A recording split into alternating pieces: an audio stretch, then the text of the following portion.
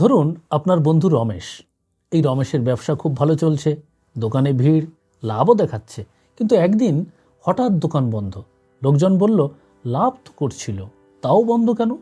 উত্তর একটাই, পকেটে টাকা ছিল না। আজকের ভিডিওটা এই পকেটের টাকার গল্প নিয়ে, যেটাকে শেয়ার বাজারে বলে কারেন্ট রেশিও। অনুরোধ করব ভিডিওটা শেষ পর্যন্ত দেখবেন, কারণ এটা না জানলে শেয়ার কেনার ক্ষেত্রে কিন্তু আপনার বড় ভুল হতে পারে।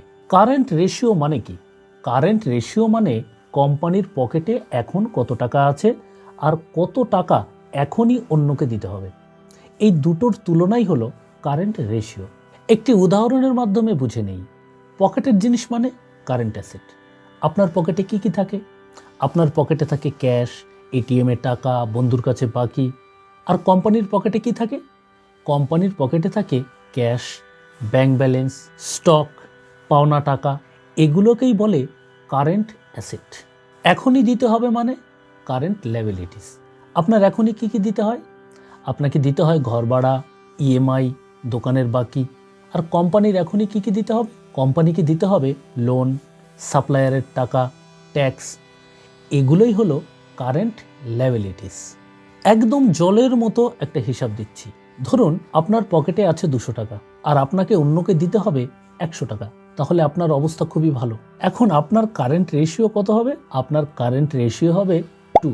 আরেকটি উদাহরণ দেখে নিই। কোনো কোম্পানির কারেন্ট অ্যাসেট রয়েছে 1 লক্ষ টাকা আর কারেন্ট লায়াবিলিটিস রয়েছে 75,000 টাকা। কারেন্ট রেশিও কত হবে? কারেন্ট রেশিও হবে 1 লক্ষ ভাগ 75,000 সমান সমান 1.33। ধরুন আপনার বাড়িতে একটি অনুষ্ঠান, 200 লোকের খাবার বানাতে হবে। অনুষ্ঠান শেষে দেখলেন খাবার বানানো বেশি হয়ে গেছে, তাই অনেক খাবার বেঁচে গেছে। বা দেখলেন খাবার বানানো কম হয়েছে, তাই কিছু লোক খাবার না খেয়েই চলে গেছে। এই দুটো পরিস্থিতি কিন্তু ভালো না। অর্থাৎ যদি সামান্য খাবার বেঁচে যায় সেটা ঠিক আছে, কিন্তু অনেক লোকের খাবার যদি বেঁচে যায় তাহলে খাবারটা নষ্ট হয়, আর এটাকে অপচয় বলে। বেঁচে যাওয়া বা কিছু লোকের খাবার না পাওয়া কিন্তু ভালো না। এতে হয়তো আপনার সম্মান যাবে, না হয় অপচয় হবে। কারেন্ট রেশিও ঠিক তেমন, একটা ব্যালেন্সে থাকতে হবে। ট্রাফিক লাইট লজিক দিয়ে বুঝে নেই কারেন্ট রেশিও কত থাকা ভালো। 1-এর নিচে যদি থাকে তাহলে বিপদ সংকেত। 1.5 থেকে 2 যদি থাকে তাহলে ঠিক আছে। 2 এর কাছাকাছি যদি থাকে তাহলে ভালো, কিন্তু খুব বেশি কারেন্ট রেশিও কিন্তু ভালো না। বেশি কারেন্ট রেশিও মানে অলস কোম্পানি। ধরুন আপনার পকেটে সবসময় অনেক টাকা, কিন্তু কোথাও খরচ করেন না, কোনো কাজেও লাগান না, তাহলে কি হবে? টাকা কাজ করছে না এবং ধীরে ধীরে এই টাকার মান কমে যাবে। কোম্পানির ক্ষেত্রেও তাই। স্টক জমে আছে, ক্যাশ বসে আছে, গ্রোথ নেই। তাই বেশি কারেন্ট রেশিও মানেই সুপার কোম্পানি না।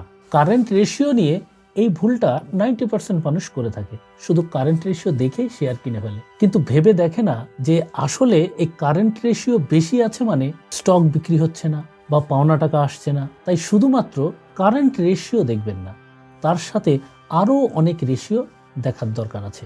মনে রাখবেন, লাভ মানে হচ্ছে খাদ্য, আর কারেন্ট রেশিও মানে নিঃশ্বাস। নিঃশ্বাস না থাকলে খাদ্য কোনো কাজে লাগবে না। টেলিগ্রামে আমাকে ফলো করতে পারেন, সেখানে আমি বিভিন্ন কোম্পানির চার্ট অ্যানালাইসিস করে থাকি। নিচে ডেসক্রিপশনে লিঙ্ক দেওয়া আছে, সেখানে গিয়ে জয়েন করতে পারেন। আর যদি সম্পূর্ণ কোর্স চান তবে আমাকে হোয়াটসঅ্যাপ করতে পারেন। ডিসপ্লেতে নাম্বার দেখতে পাচ্ছেন। এই ভিডিওটি যদি আপনাকে একটা ভুল থেকে বাঁচায় তাহলে একটা লাইক দিন, আর এরকম সহজ বাংলায় শেয়ার বাজার শেখার জন্য বঙ্গ ট্রেডারকে এখনই সাবস্ক্রাইব করে নিন। কমেন্টে লিখুন নেক্সট রেশিও। আমি আরও অনেক রেশিও সম্পর্কিত ভিডিও নিয়ে আসব। নমস্কার।